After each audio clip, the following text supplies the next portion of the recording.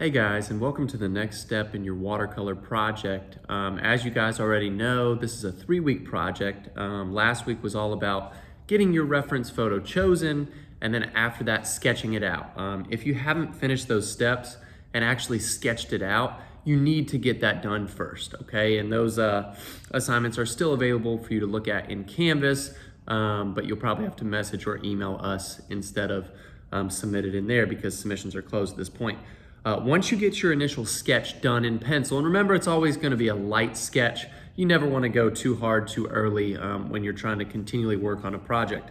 Once you get that done, you're going to start to add in your initial layers. Now today, we're going to make it really easy on you. All we want to see is your finished sketch with some form of watercolor on the actual paper. Now last week we talked about how to prepare your sheet of paper. If you were physically in the room, we taped it down to boards.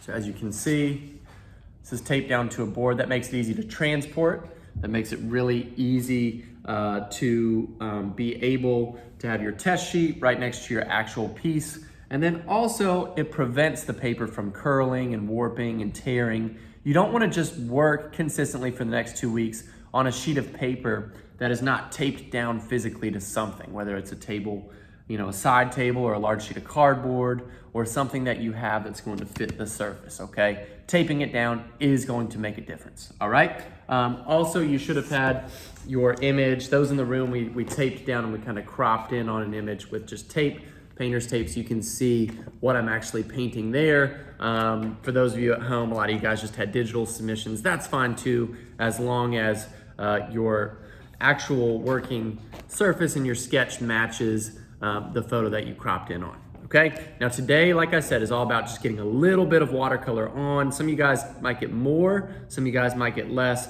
but guys, just to give you kind of a context, the most important thing is all about consistency today. So as I look at this, and here's the same materials you guys have, as I look at these materials, I want you guys to make sure that it is very watered down. So let's say, for instance, I'm working with a yellow, all right?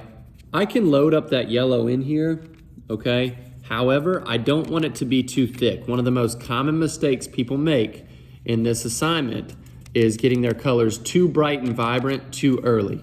Right now, we're discussing just washes, so very, very light colors. Again, err on the side of having a bit more water. As we gradually build on these, we will make the paint slightly thicker, all right? Also, be more specific.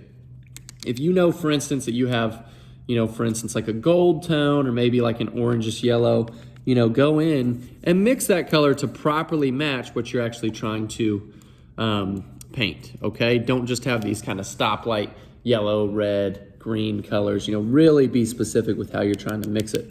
After you do that, again, guys, and you can see this is a little bit further, this project, but it should glide on there. So whatever you're trying to paint should glide on there nice and clean, just like that, all right?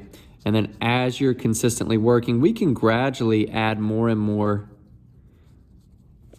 tones to this and layers eventually, all right? But err on the side, like I said, of going a bit lighter, all right? Now, it might take a little bit of time to actually get the color mixed properly, but that's gonna be just as important or more important than getting your whole painting done today. So make sure your colors are accurate as you're working, and then gradually we'll continually layer over the coming weeks, okay? So good luck, everybody. All I wanna see is some watercolor on your page today. Make sure your sketch is done as well. Good luck.